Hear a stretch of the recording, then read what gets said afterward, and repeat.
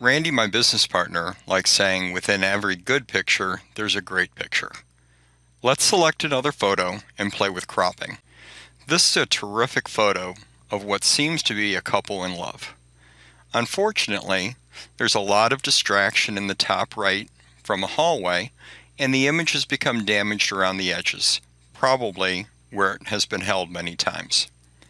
By clicking and holding down the mouse button where you want the crop to start, and releasing where you wish it to end, you've really improved the photo. Now let's fine-tune the image quality.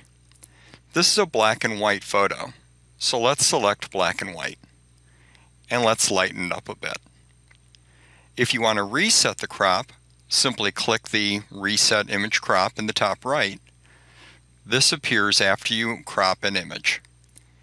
If you know that you want to make specific sized prints, say a 4x6, simply click on the crop button on the top, select the aspect ratio of the print you want to make, and crop.